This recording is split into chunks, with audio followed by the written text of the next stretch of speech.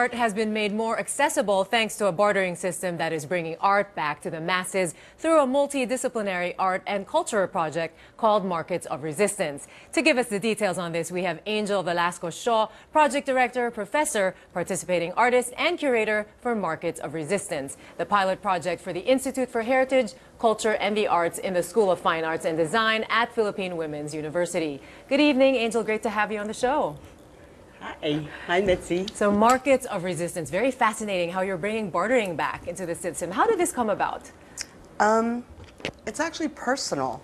My Lala used to, or my great-grandmother, I should say, walked from village to village with an oxen and a cart, Okay. selling her goods. Yeah. And then her daughter, they set up in Libertad Market. So I think I had a innate love for markets.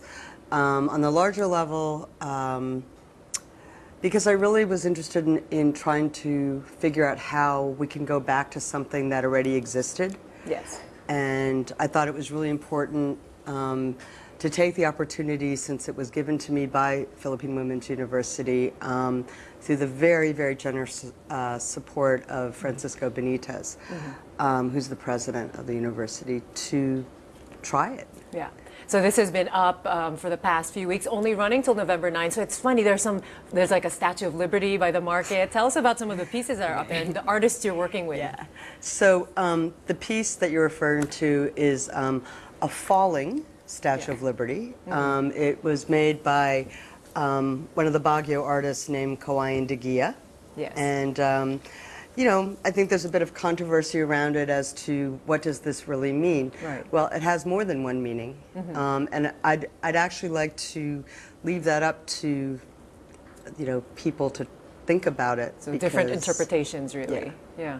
Because it's not standing up straight, the statue, and there's debris all around her. Yes.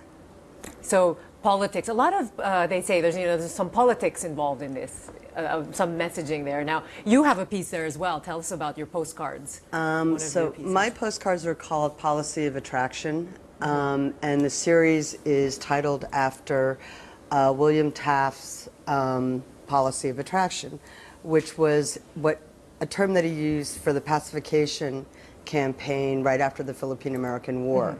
And so my series is like a riff on that. Yeah. And you're wearing a piece as well. Tell us about that beautiful necklace. It's an X-ray, actually, of a bulol. Beautiful. Of several. This is made by an artist named Nona Garcia, who was Manila-based, and she's moved up to Baguio.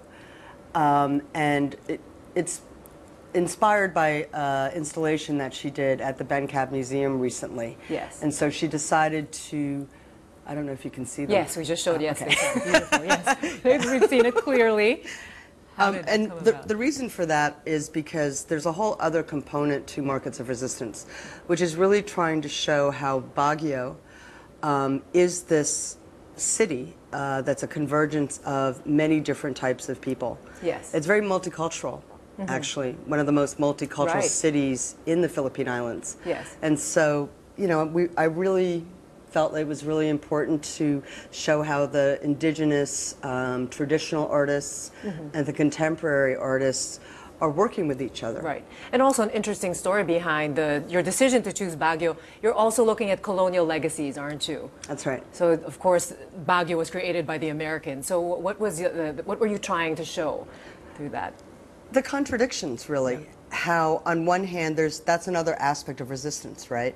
That on one hand, the people indigenous to that area were not colonized by Spain or by the U.S. Yeah.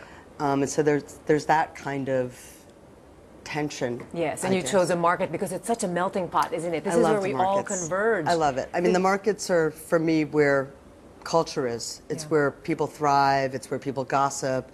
It's where you get a sense of a culture. Yes. Not in a supermarket. Yeah.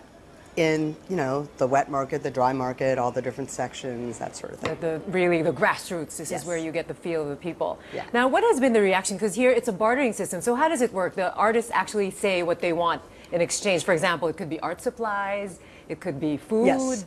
Yes. For yourself, you actually wanted phone cards. What I did you want wanted for your phone cards. I wanted prepaid phone cards and broadband Smart Pro cards. Yeah. One of the artists, Leonard Aguinaldo, wanted beans. All different kinds of beans except for mongo beans. And now, because he's bartered so many T-shirts, he's now going for honey. Well, it's interesting. One of the Ifugao artists, Santos Bayuca, said the great thing about this is it's bringing back arts and art pieces to the masses, because normally you won't have access to work like this, such Ben Cab's work, for example. They're all in galleries that the masses really would not access. So what has been the audience reaction? What do you think? Actually, we'd like to show a clip here of one of the people who bought a piece. So we have something, I think he was buying, do we have that here? Can we run that? But basically, the reason why you say it's good to have this bartering system, it helps one of the viewers, the audience, understand what the piece is really worth. I think it's Leon's clip. If it's... Yes. Do we have that clip? Okay, well, we'll show that in a little while once it's ready. But basically, you've done other things like this before. You were born in Los Angeles, and you've been living in New York. Do we have? Okay, sorry, we have the clip right now. Let's listen to this. It's always a little bit difficult to negotiate with an artist when all you're talking about is money. But when there's an item, when you're bartering for something, for a particular item, number one, I had a richer insight into the artist's needs. And I saw a complete different perspective of the artist. You know? So one artist will barter his work for a car stereo, and another artist will barter for a can of paint. So immediately there, I kind of like have an understanding of like stature and which artist is more established than other artists. Those are my students' works in the back, by the way, a lot of them. And I wanted to get an interview with him because he didn't know that they were my students or anything, and I was so proud of them that they got a chance to participate. Yeah. And that somebody bartered for them. Yeah, very interesting. Now, as I was saying earlier, you have been based in the U.S. and in 2011, you were named by the Filipino Women's Network as one of the 100 most influential Filipino women in the U.S. As you got an award for innovators and thought leaders. Having lived there and now being here, what do you see? I mean, in terms of the cultural response to this art, what do you see happening to society? How is it going? Comparing That's two a cultures, really hard question. Because Philam's there and here. We're evolving, changing, globalization is happening. No, I mean, well, I've been working on and off here for almost 30 years, and I think that there's an extraordinary amount of talent here, which is one of the reasons why I keep coming back and why I actually decided to settle here finally, is because I think that these projects are really important to do and to showcase the extraordinary talent that exists amongst, our students at PWU and also, elsewhere and in Baguio. Well, it's great to have this. The convergences. Yes, really. so this exhibit is running until November 9th, but it will continue in Manila in February 2015, isn't it? A variation of it. Okay, Yeah. so we still have a chance to see it. Yes. All right. But please come to Baguio. Hopefully we can do this weekend. Thank you so much, Professor Thank you. Angel Velasco, for being here tonight. Thank you very much. Now.